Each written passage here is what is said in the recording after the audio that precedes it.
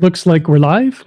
Welcome to the Standout Business Show, where it's all about making a bigger difference by doing business differently. I'm Brad Powell, your standout business coach, and today we're talking about how to sell to the rich. As in, what does it take to capture the attention of premium buyers? And how do you win their trust? And how do you exceed their expectations? And most importantly, how do you keep them coming back again and again? Well, to help answer all those questions, I've invited Jeffrey Shaw onto the show, and he's got a new book out that's called Sell to the Rich, where he imagines a world, and I'm going to quote from the book right now, a world where only the highest standards of business are upheld, where every business owner finds themselves levels of greatness they couldn't have imagined before, where luxury is not a market category, but a feeling within you and your customers. Does that sound like a world you'd like to inhabit? Well, stay tuned because we're going to find out. And with that, let's start the show.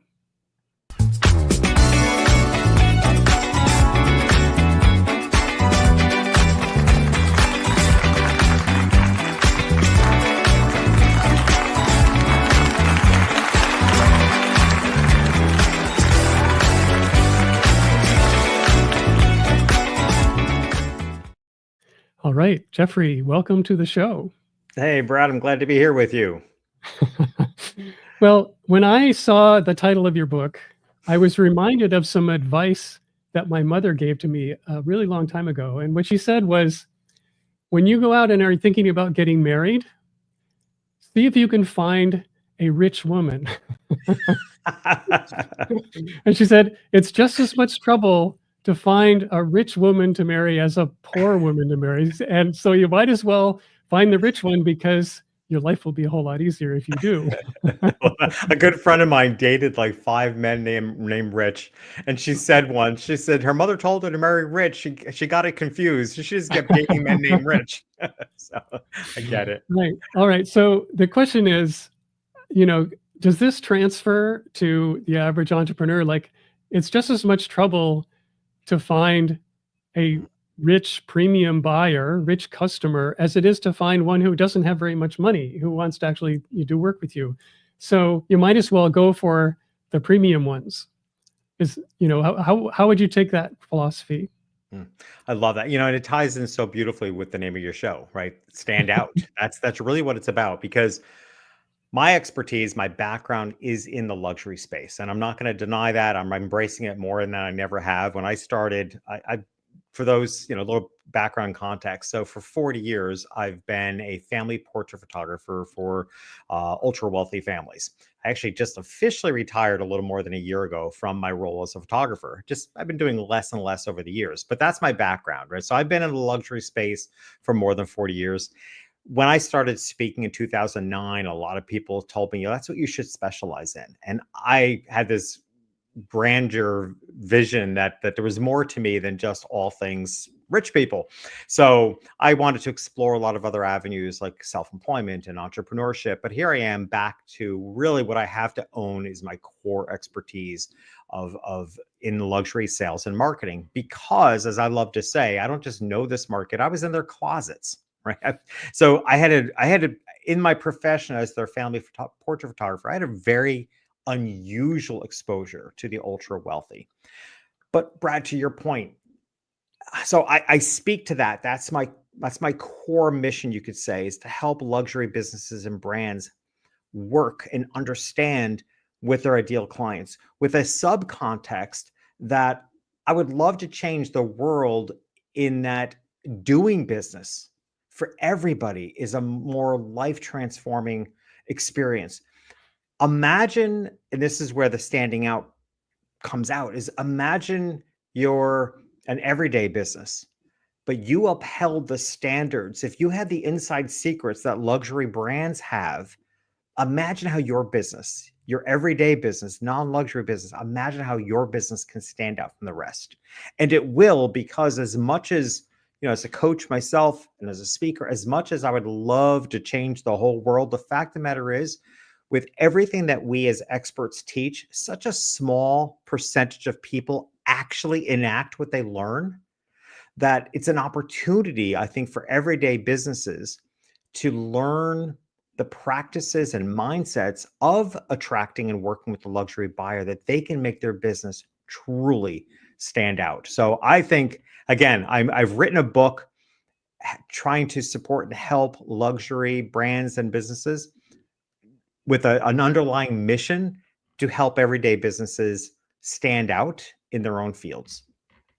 Yeah, well, I'm glad you went there, because that's actually where I would like to dive in today. Most of my listeners are people who run everyday businesses, Mhm. and they Yeah. don't think of themselves as a luxury brand. But if I take myself as an example, I do video marketing and I am a videographer, and I haven't thought of myself as so much a luxury brand, but just as more of a videographer of excellence and greatness. Is what I'd like to be, and and I've definitely catered to, and I'm currently catering to, some very premium clients, people who run multi seven figure businesses and operations, and I'm helping them grow by substantial amount. And I've also worked with people who weren't there yet, but because of our work together have become a seven figure entrepreneur.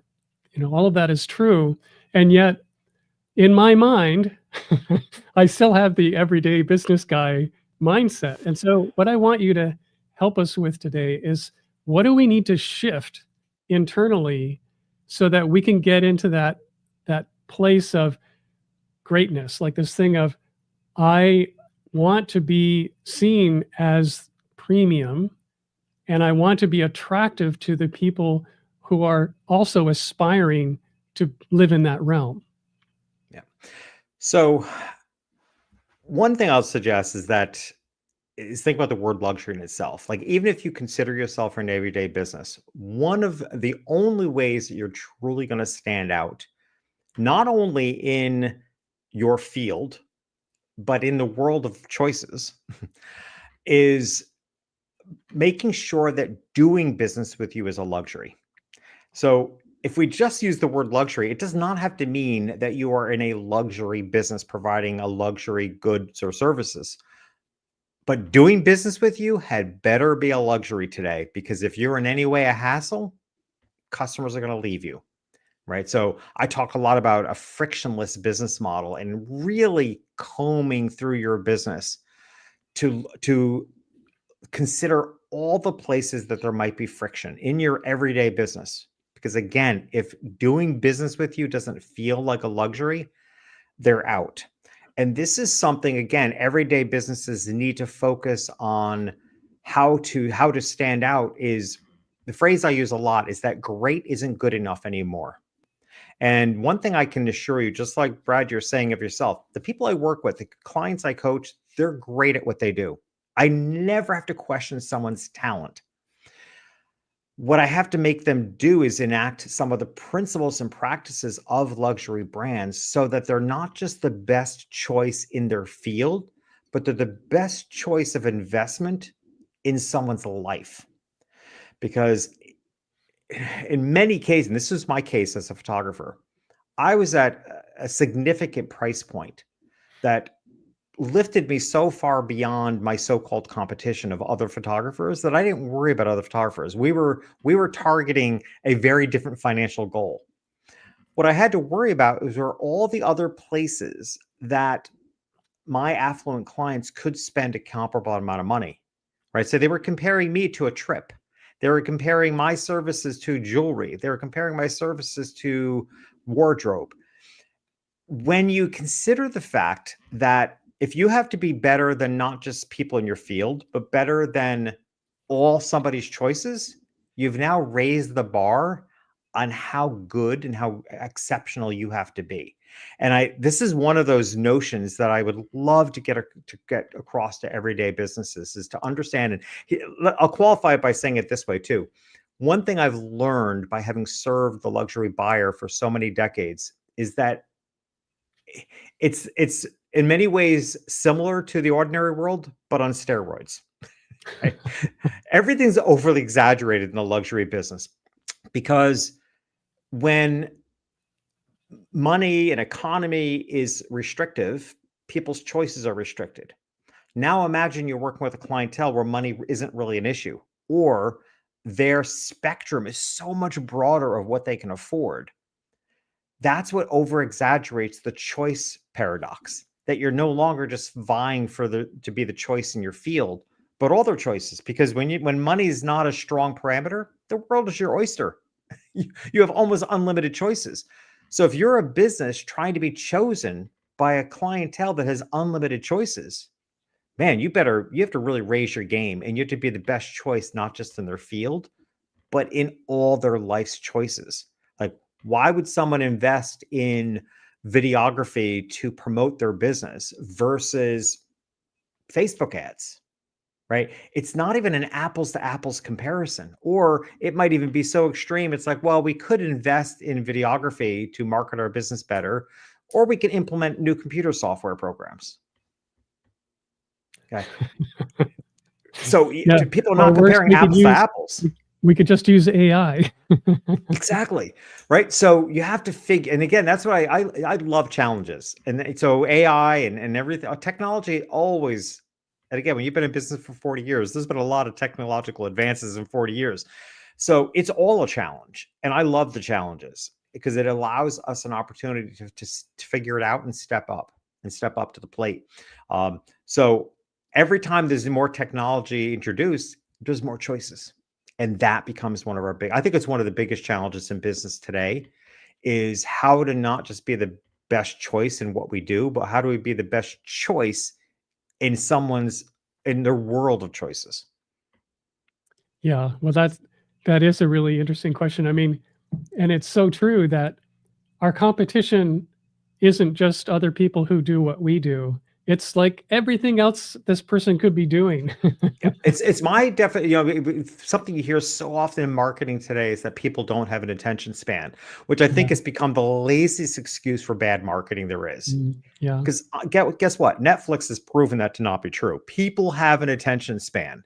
All right. I don't think, science has tried devolving us. And even if it were true, it's not serving you by buying into that. So I look at it as, it's not so much an issue that people don't have attention, it's that they have a lot more places they can put their attention. So how do you stand out when people feel like they have so many more choices of where they can put their attention? So the problem is that it's not that people don't have consumers, our customers. It's not that they don't have an attention span. It's that most businesses are actually not attention worthy. And that's what they need to work on. Right. Attention worthiness. Yeah, I actually call it the Netflix test. Like, if you can imagine your ideal customer sitting on the sofa, preferably even beside somebody with a laptop on their lap, and they're watching a binge-worthy Netflix show. What if they scrolled past something about you and your business on the internet in front of them on this laptop? Could it be compelling enough that it would take their attention from Netflix? They would turn the laptop to the person beside them and say, "Hey, check this out." Right? That's attention worthy. And that's why you think about what often gets our attention are those funny reels, just comedy tends to get our attention. And we'll literally do that. We'll turn the computer and share it with somebody beside us. Like, check this out, interrupting our attention from something we were binging. The problem is most businesses aren't that attention worthy. And that's what they need to figure out, how to be so attention worthy you can pull somebody's attention away from something they're deeply engrossed in. It's a tough challenge, but one worth exploring. Yeah, for sure. Well, that's part of the world I live in for sure. And I want to go back, just underline this thing that you said, where you said doing business with you is the luxury. This is the attitude that you want to exude, is like doing business with me and my work that I do. That is the luxury. And, this thing of, if there's any kind of hassle or friction, this is one of the things that I like to espouse a lot, is like, as much as possible, you need to remove the friction for the people that you're working with and give them this experience that feels at ease, because they're already super stressed. with whatever else is going on in their life. And so if they come in and they're doing stuff with you and it just feels like, oh my gosh, this was the best part of my day. Yeah. It's I That's love that you just said that, the best part of the day, because that's my dream for like everyday businesses, right? Because we all know the experience. Like we could be having a pretty horrible day. I know, I have my moments, my days of stress. And I'll walk into my local coffee shop, which nails it every time. I walk in, they greet me, they know exactly what I'm going to order because they order the same thing every day. And I'm yeah, on my, and it's a locally owned shop. It's not a chain. It brightens my day. But we also know the feeling of having a great day and having to call your cell phone company, right? And they destroy your day. So, yeah, it's that's the notion of friction is so important. Now, again, I don't love to speak in absolutes because I don't like to speak in terms of what's true for most is true for all. It's not rarely in life is that the case. But I think it's fair to say most people don't like hassle. Right, there probably are a fair number of a few people out there. Same thing with the dynamic of time, right? One thing I stress a lot of my work is that for the most part today, you can expect people will pay you more for you to save them time. In the luxury space, that's a really interesting and tricky dynamic because on one hand, the being given a lot of someone's time is a luxury. Like I don't, if I'm making a large purchase, I don't like that to be rushed. And I will resist a salesperson feeling like they don't have enough time to cater to me with a level of understanding. It might be the busy holiday season, but even still, if I'm making a luxury purchase, I expect the sales associate or the service provider to have more than enough time to give me. Because so time, receiving a lot of someone's time can be a luxury, but it's equally true that professionals who save us time are highly valued. So similarly, you need to figure out with friction. I think there are very few people that like hassle. So therefore, you have to figure out in your business how you can remove all the friction, all the points of hassle. I'm at this point in my own life where I flat out tell people I don't own checks. Like if that's how you need to get paid, I can't work with you. Whether you're a lawn service or I don't do cash and I don't have checks. Like if you haven't set up an electronic payment method, I can't do business with you. yeah, Okay. Because I need the frictionless experience in my life because I'm likely to pay your bill at 2:00 in the morning. It's just the way life is, right? So, and I don't think I'm that unusual. I think that's why we need to look at how can we make our businesses frictional. Like I said, one of the things I tell my clients to do is comb. I like to use the word comb through your business, every mhm, aspect, the frictionless experience on your website, booking appointments, changing appointments, communicating with you, paying you, receiving the goods or services. Down the line, we need to figure out how we can make every bit of it invisible, because what's invisible, they can't complain about. yeah. Well, I think interestingly enough, the pandemic did a lot to evolve people into a more frictionless kind of way of operating. I mean, in my own experience, I was doing in-person events where I was live streaming, 3 and 4 day conferences, or I was doing all of my work in person and, loading up the vehicle, bringing all this equipment, unloading, getting into the place, doing all this stuff that was very full of friction, let's just say. Yep. and and now when I work with clients, all that's gone. Like all we do, typically, my main service is that I work with a client. We get together just once a month. We spend an hour where I interview them, just like you and I are doing now. And I'm recording in high definition their side of the conversation. And we've done some work to get them set up so they look and sound great. But the process is come on with me. We're going to have an enjoyable conversation and you're going to talk all about yourself. And I'm going to, go deeper and pull out your best insights. And I'm going to take that and turn it into great footage and content for you. And for them, it's this, I get to be the talent Mhm. and show up like I'm the special guest on somebody's show. And this is easy and pretty light and nothing can go wrong really. And for that, like and this is something I don't think I ever would have come to this if I hadn't been 100%. forced to. Yeah, and that's, and you're bringing up such a great point. And again, as I said earlier, one of the benefits of having worked with a luxury client for so many decades is that, as I said earlier, everything's exaggerated. One of the realities of the behavior of a luxury buyer is they're the first to respond, right? They just are. They will tend to be the first. In fact, often because of the professions they're in, often financial services or investments, they have the kind of the inside scoop, right? So they tend to see things coming before it trickles down to the awareness of most people.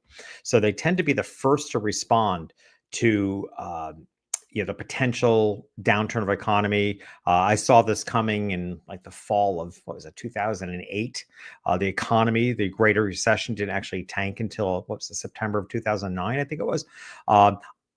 Months earlier, I saw this coming because of the clientele I worked with. Their behavior shifted in weird ways that I noticed. I'm like, something's coming, and I'm going to prepare for this in a way that made sense, because I could tell without having any indication on the news or in conversations. I could tell the behavior of my clients was shifting, and that let me know, as being the first responders, that some change in the world was coming.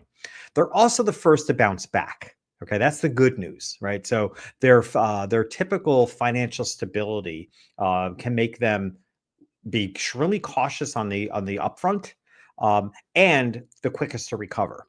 So all of that has been, I've observed this for 40 years, being a little exaggerated. So when you have a time of a crisis come along, like the pandemic and many others we've gone through,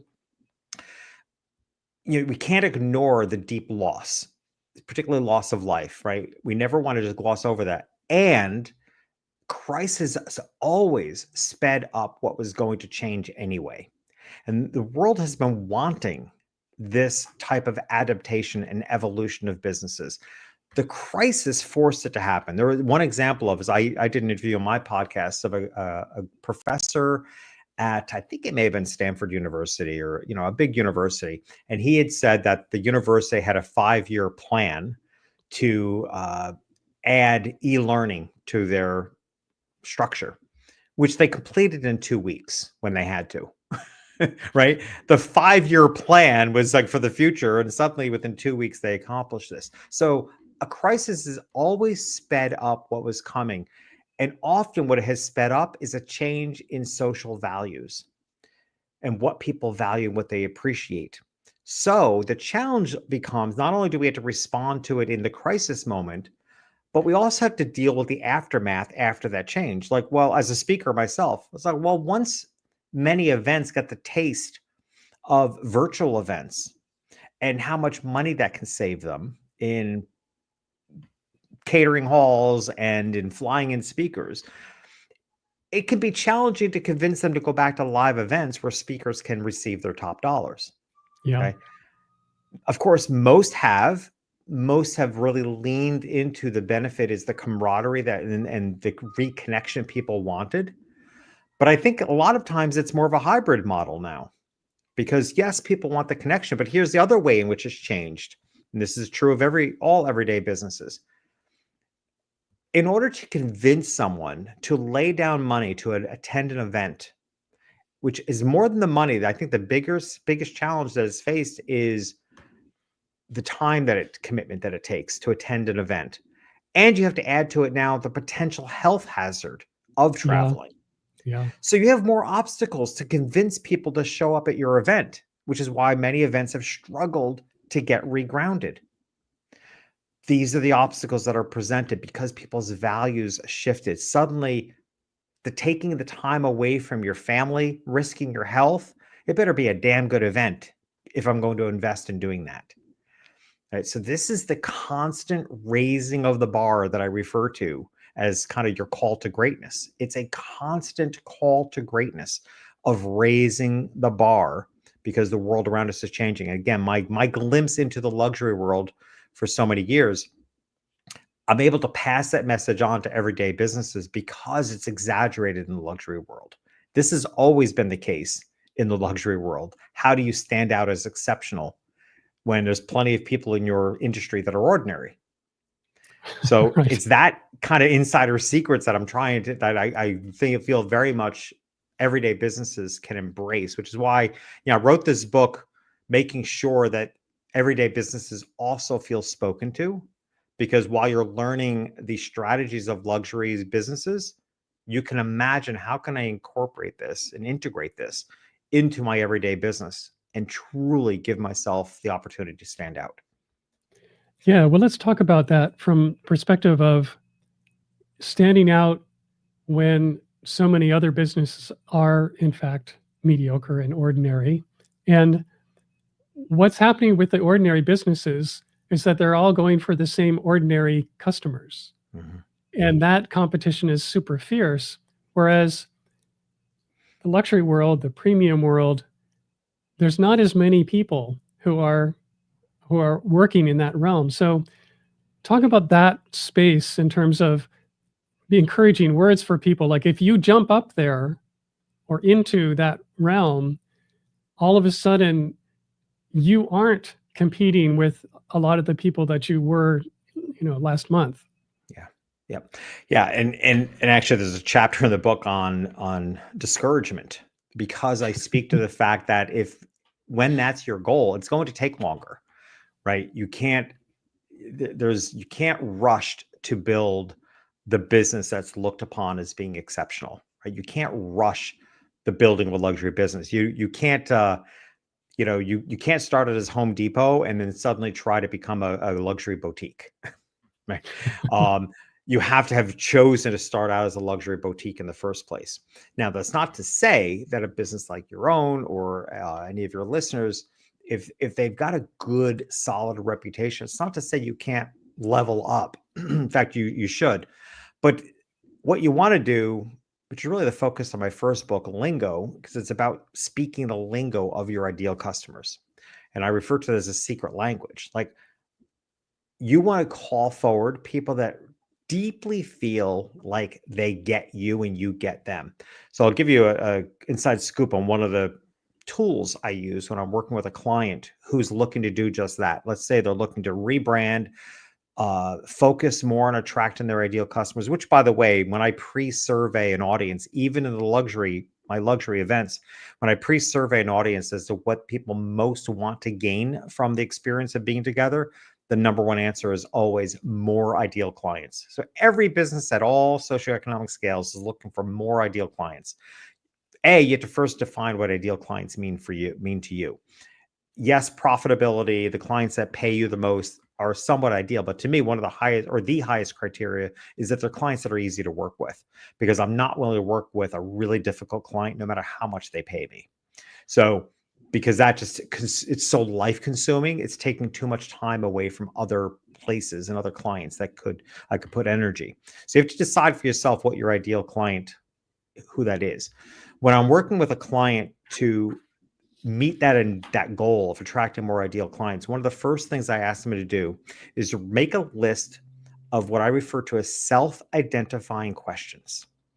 What these questions are questions that you could imagine your ideal client. You've determined who your ideal client is, their demographics, where they live, their socioeconomic scale, their values, their attitudes, behaviors, like the people that you could just be so happy hanging out with. That's your ideal client.